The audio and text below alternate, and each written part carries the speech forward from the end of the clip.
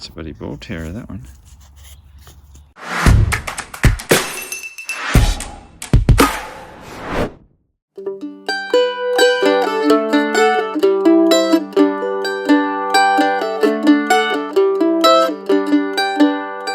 G'day folks, this is the Coffee Bush Kid in Central Vic. I'm beside a friend's place here and I'm playing around the old Hills Hoist, the clothesline. And I didn't think I'd do any filming, but when you end up, here's what we got. That's what just came up now, was a 1939 penny. It started off with a 1 cent piece, and then I got a 1951 threepence. So as you know, that the good old Equinox with the 6-inch coil is a threepence magnet. And, you know, I'm running on a 33% success rate. That's not too bad in anyone's language. We'll see what else we can find. It's down here. Oh, that's a mighty 6-inch coil. Yes, I know. There is a 1913 halfpenny that I just dug up. It's a bloody ripper. There we go. The other side is a little bit less lovely. That would have more than likely been the side that was up.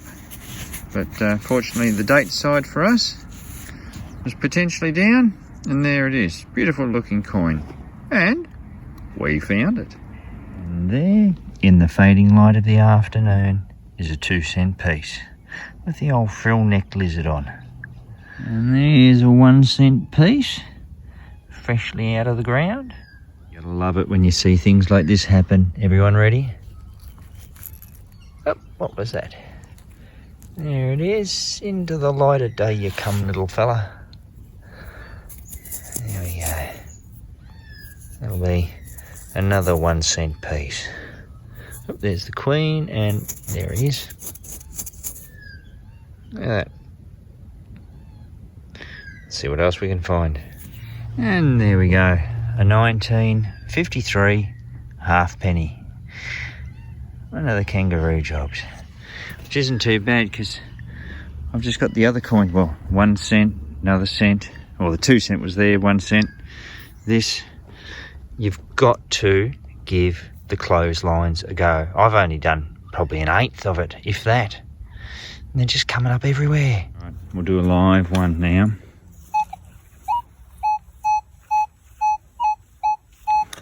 Just in there, whoops. Probably a 2 cent piece, but we'll give it a go.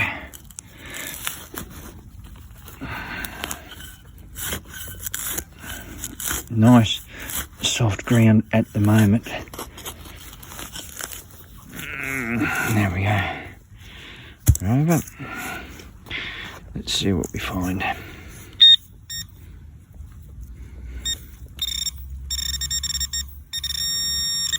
I have got my thumb over the sound.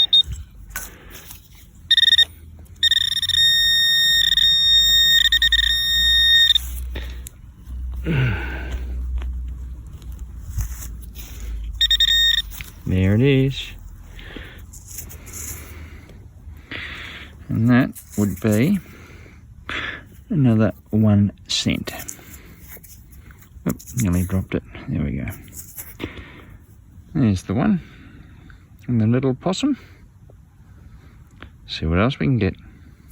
And there we have another 2 cent piece.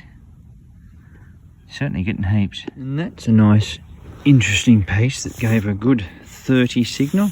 That's actually part of a lock mechanism of an old door lock, door handle assembly. So nice big piece of brass. Always gives a good signal. And what else would you expect to find under the clothesline but Auntie Mavis's buckle that she lost back in 1943? We found it now. And this this strange little thing, which I don't know what it is, that might have belonged to Uncle Tom. Who knows?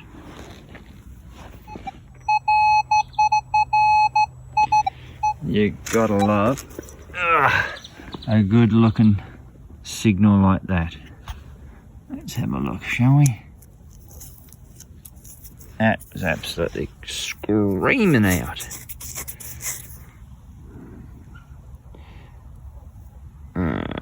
Is it 1919? Let's see if we can have a bit better go at it.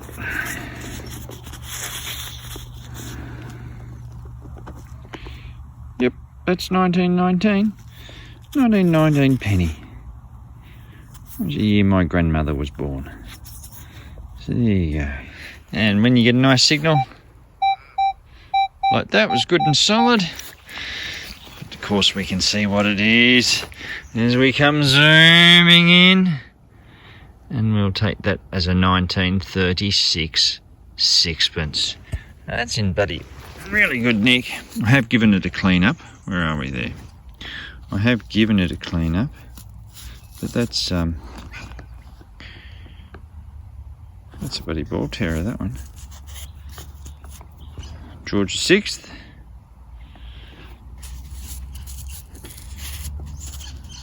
Oh, sorry, not 36, 46. So, year after the war. So that is 50% silver. Still a nice find. I reckon they're bloody brilliant. We'll see what else we can get. Now, I have got old coin, predecimal coins here before, but I was never expecting them to be just in the top layer like this. 1956 Queen Elizabeth II sixpence. You got to be happy with that one. And there she is. The other side is a bit better. Well, I just got my sixpence behind that bush there, and down here I just got this nice little signal. It's a little bit over the place, but it was at 29. And if we look down in the hole, what do we see? What do we see?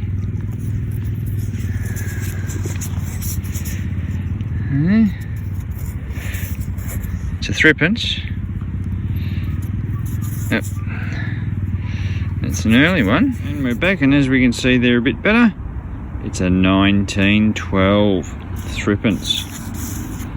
There we go, George V. Now, in my younger years, like a couple ago, I had been over here with my ex-Terra 705, and I got two florins and a shilling out of one hole. And I just thought, now that I got the Knox with the 6-inch coil, I'd come back, and by gee, it's been worth it. Already, it's a brilliant afternoon. 1912 George V threepence. And that's why we call the 6-inch coil the threepence magnet. It has struck again. And they're just trying to keep the scores level. It's a decimal currency, though one that we don't use these days. A 2-cent smiley coin. You gotta love something like this when it happens. There we go. Funny, it's not going to do it now. There, 2021 signal. And when you dig down and you have a look just somewhere up there, look at this. Alright, from out of the depths come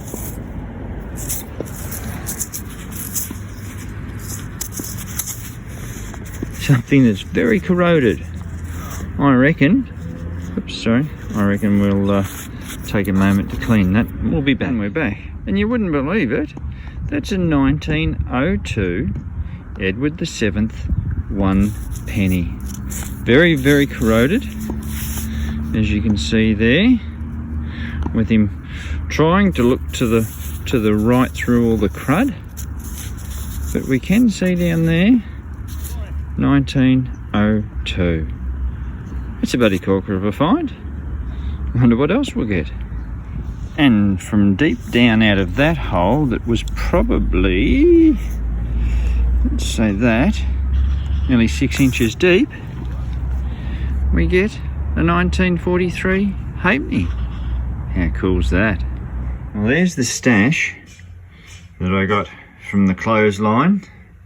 12 cents, 5p halfpenny. Now, you've heard me say that these are smiley coins, that they make my wife smile when I do a particular thing. Now, here's our back door. There's our doormat. And I think from memory, yes. Now, if you listen carefully, we'll get you right down. You have a listen to this. You ready? What's that sound like? Do you think they're hitting a big pile of coins?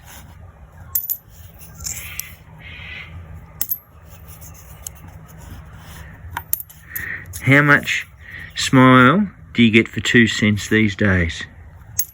About that much. What about 1 cent? Yeah. And the funny thing is that when someone pulls up this deck in years to come and find this great mound of 1 and 2 cent pieces, they're going to think, what the bloody hell's going on here? And we can have a bit of a chuckle. Probably not a bad way to end the night. So, keep in mind, always good to fill in some of your day detecting, but remember to fill in all your holes when you're finished. We'll catch you next time.